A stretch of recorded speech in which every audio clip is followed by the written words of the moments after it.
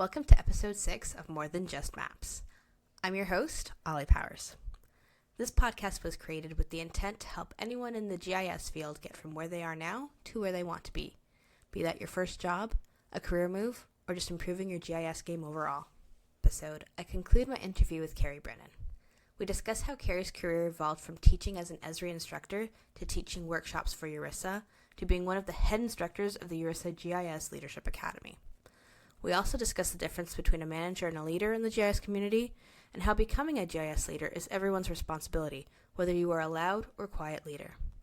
Finally, we chat about why it's important to push for GIS to be part of projects from the very beginning, instead of being brought in as an afterthought. So Keri, one of the things that you mentioned earlier, or on the last episode, was that you taught with URISA. You've been both the chair of one of their committees, and you also teach at the URISA GLA. I was actually your student at that, which is how I met you, and it was amazing. Can you tell me some more about how you got into the teaching side of GIS and the teaching side of leadership, and how you wouldn't think GIS and leadership really go together, but how they do? They very, very much do. Can you explain to us what your journey's been in discovering that? Yeah, absolutely. So as we talked about earlier, when we both said we were going into geography as a career, and people always were saying, oh, you're going to be a teacher. And, I was very adamant to say, no, I'm not going to be a teacher. I am humbled to say that I have eaten those words, because for the last 20 years, I have taught in one form or another. Now, that doesn't mean that I'm teaching at an elementary school or high school or even college level, but adult learning is something that is actually a passion of mine. I love to be working with people, either teaching them new technology, teaching them specific skills, or in the case of URISA, a lot of the leadership programs as well. And I love to see that aha moment where somebody suddenly, the light bulb goes off and they just get it. And that is as rewarding to me as completing a technology project and delivering it to a customer. So yeah, my journey into education, when I moved down to the United States, the company I was working for asked me to become an Esri authorized instructor in the early 2000s. So I went while through you were that whole still process. with your other company. Yes, that was while I was with Schneider Geospatial. And you were just teaching people within the company, or also outside of your company? Actually, we were teaching our customers.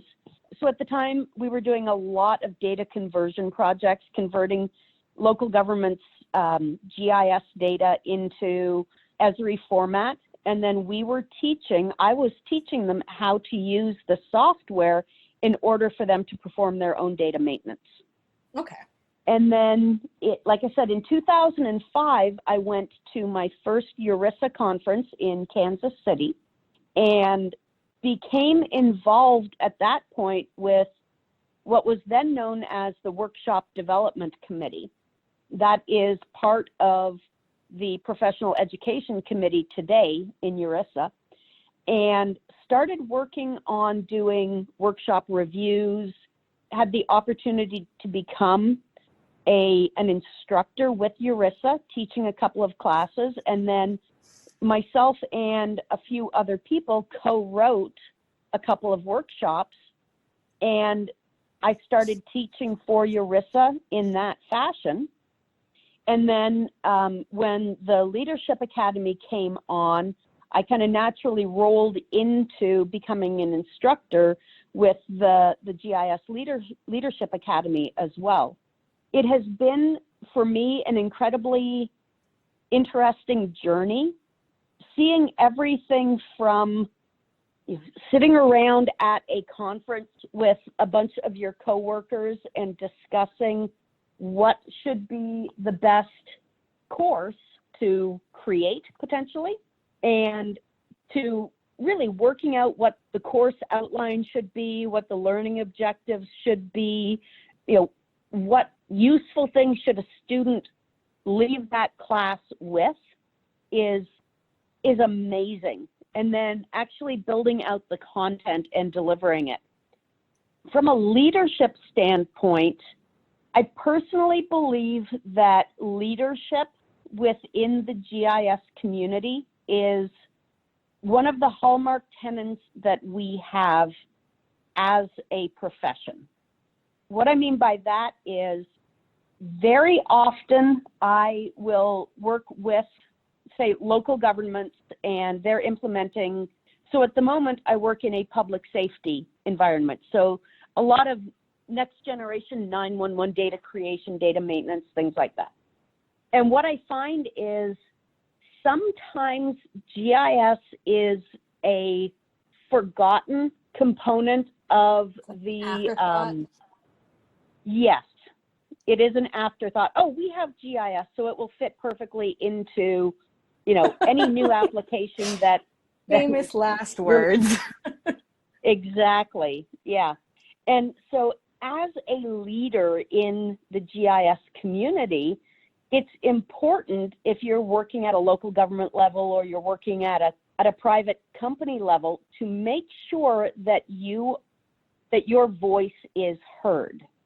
And are you finding that, like, a lot of people will just be, oh, I'm just the map person, or other departments will feel like, oh, you're just the map person, you don't really have to be here at all? And are we trying to get more GIS people who are in the GIS industry to realize, oh no, we have to make sure we're at that table having those first discussions when I first start doing this?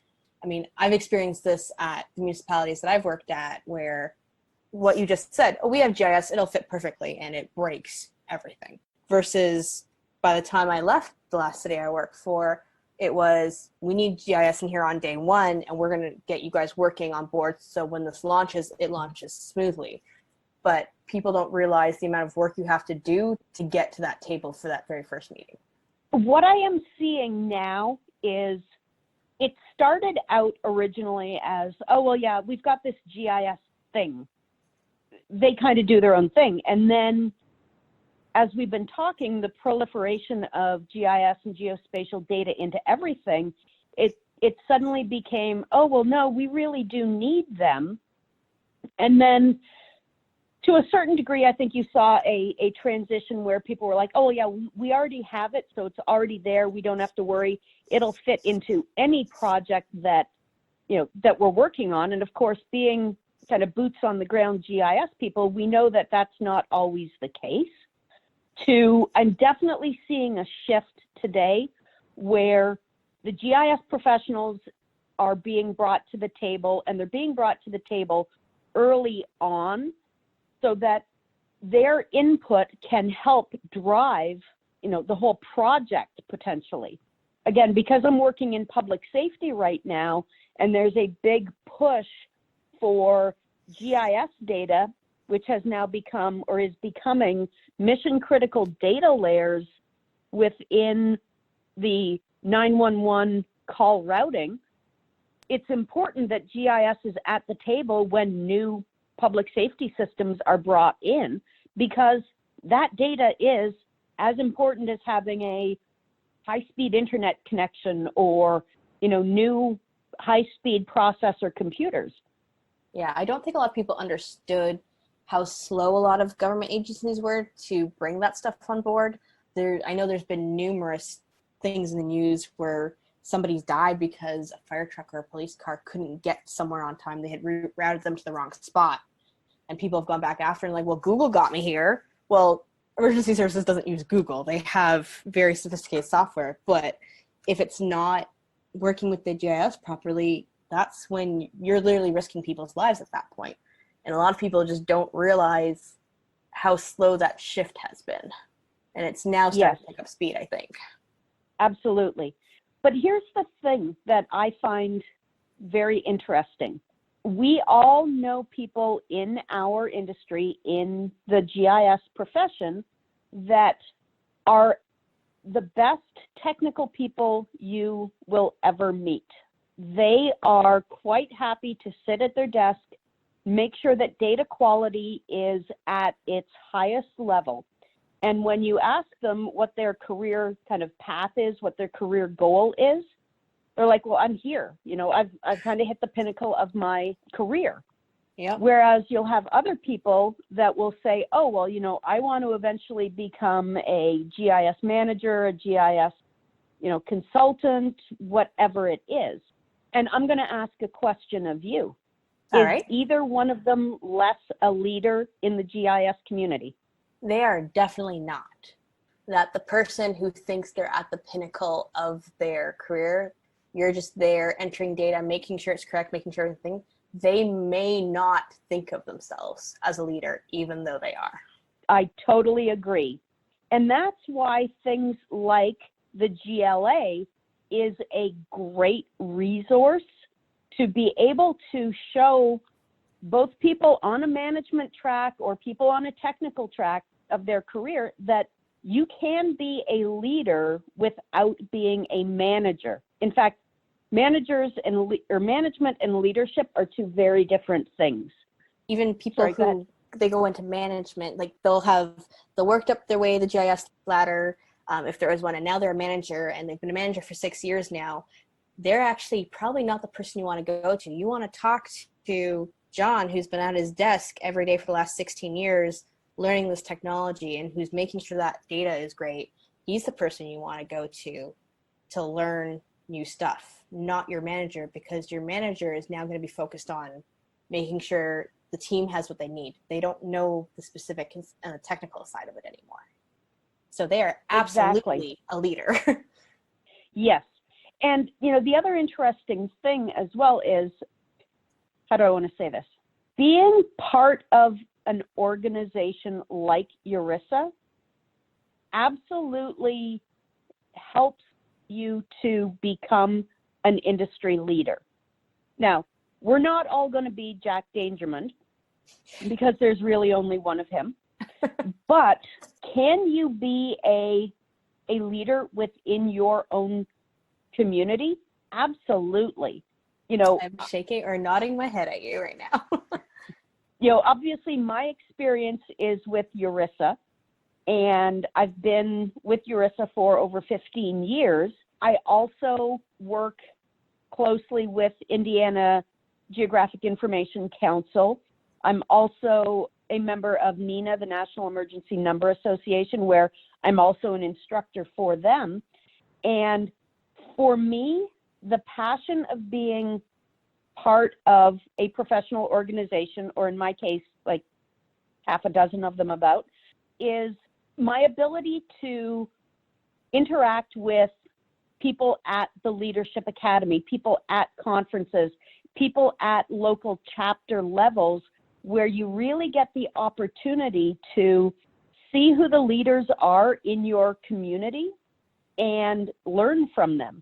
One of the things that the Vanguard Cabinet and the young professionals at URISA are doing is they're really working on mentorship.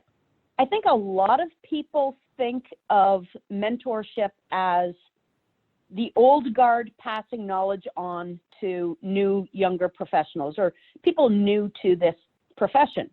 I personally believe that mentorship is a two-way street, in that if I'm talking to somebody who is fresh out of college or university, somebody that is, say within the first 4 or 5 years of their GIS career, they're going to have a different set of knowledge than I am.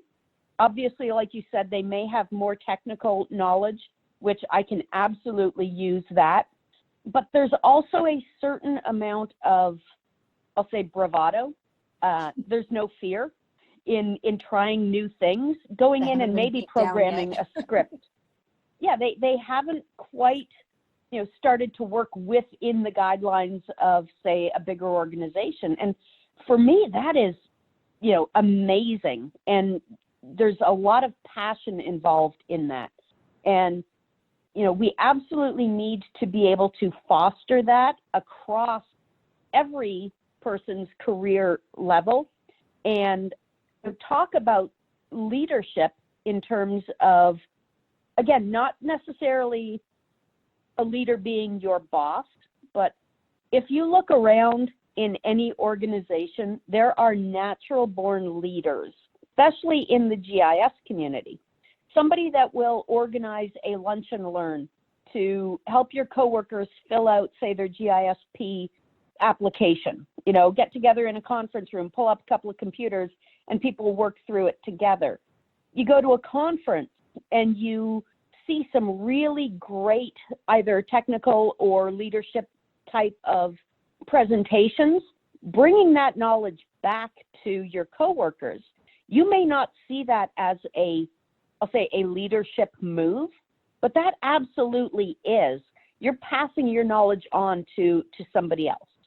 So, and you've mentioned here natural born leaders, but what about people who are not natural born leaders? Do you think they have the ability to learn? So I look at it a little bit differently in that I see that everybody is a natural born leader.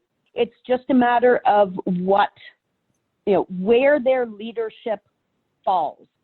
So leadership does not mean that you are, the General George S. Pattons of the world leading an army into battle. It can be as subtle as somebody that might be an introvert, not liking to get up and speak in front of people, walking over to their coworker's desk and sitting down and showing them how to do something. So not every person wants to stand up in front of a conference crowd and do a presentation. That takes some people completely outside of their comfort zone, but they can be a leader in their own right. Does that make sense?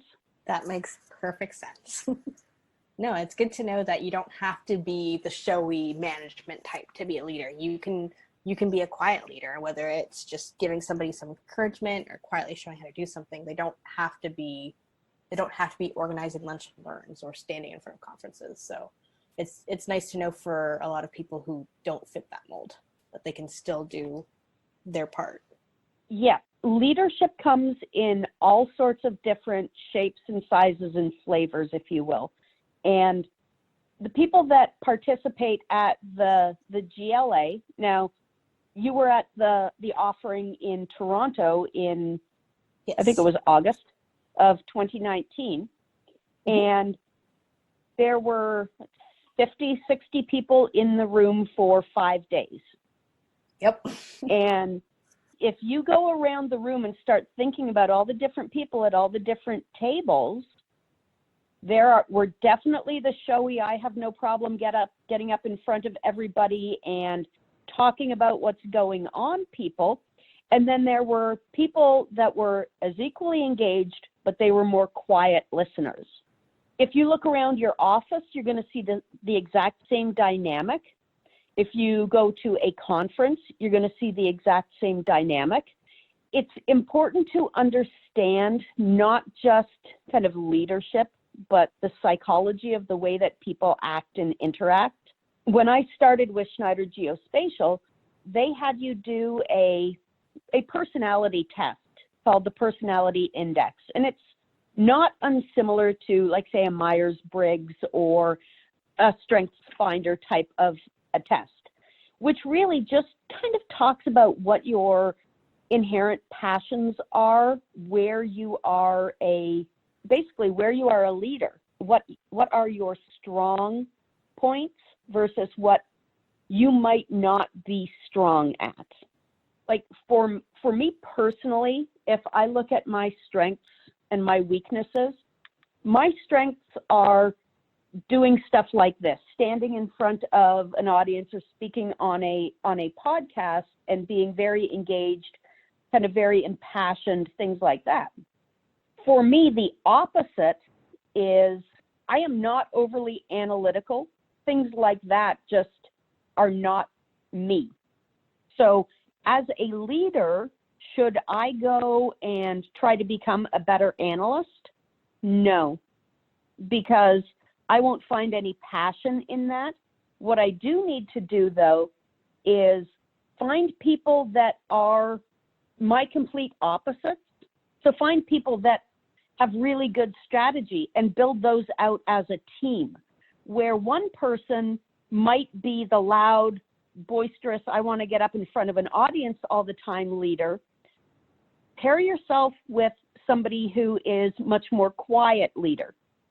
the strength of that teaming will make people unstoppable, especially on things like projects from a GIS standpoint.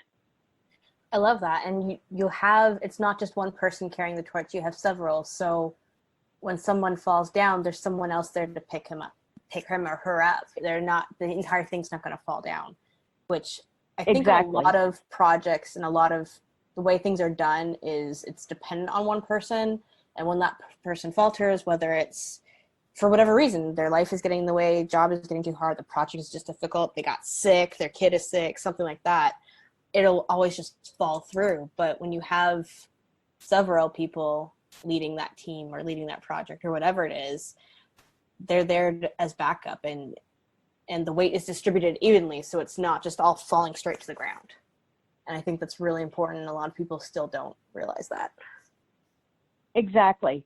If you're ever interested, there is a book, actually it's a companion book to First Break All the Rules is one book, and then the other is called Now Discover Your Strengths. And it is by Donald Clifton and Marcus Buckingham.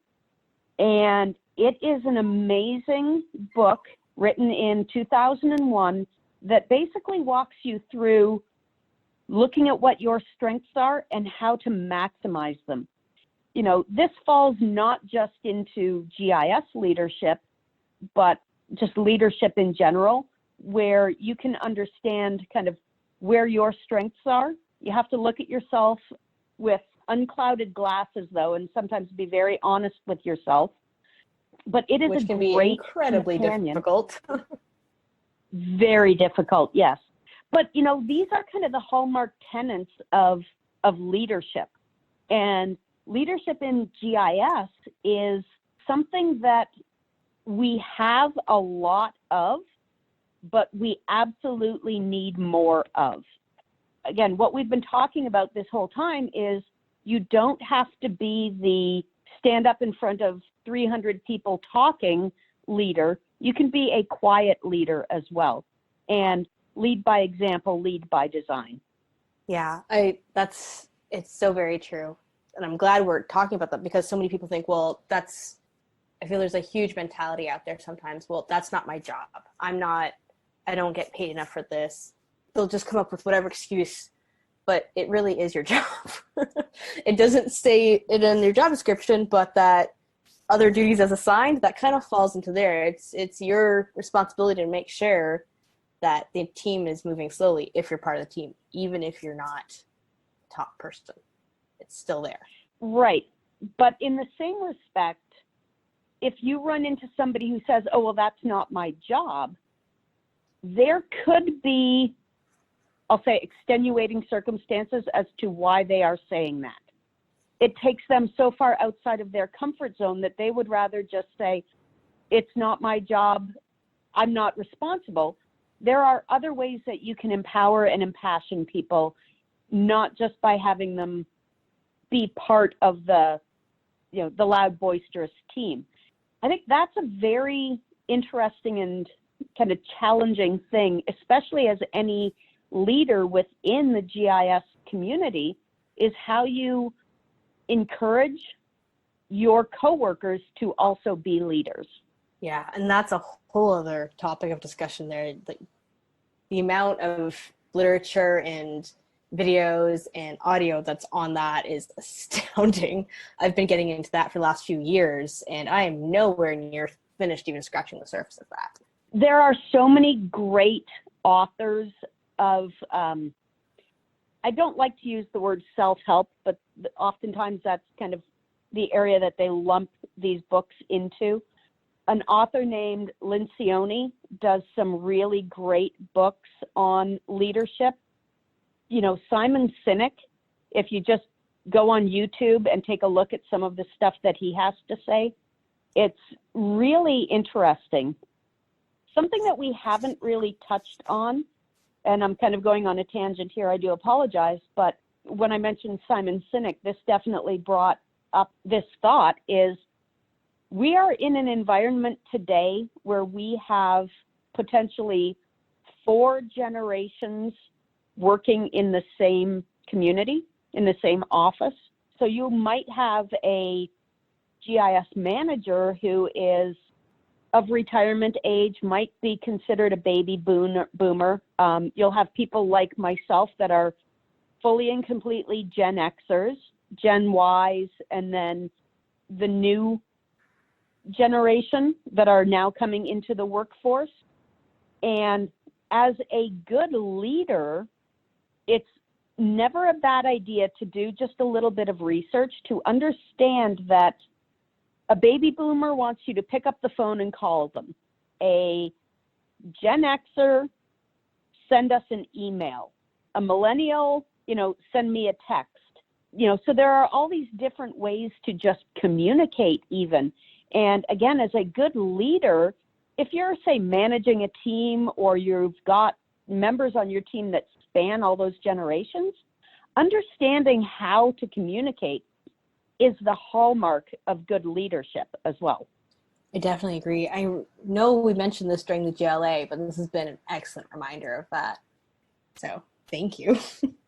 Kerri, I just want to thank you so much. This has been such a great call. Getting able to pick your brain, learning where you've come from and how you got to where you are now has been just amazing. It was amazing to meet you the first time in person, and getting to talk to you again has been so much fun. So thank you so much. Thank you very much. I have so enjoyed our conversation today. For anybody that is planning on it, the URISA GIS Pro Conference is in Baltimore in October. So hopefully I will get to see a number of you there in person. Great. Thank you, Kerri.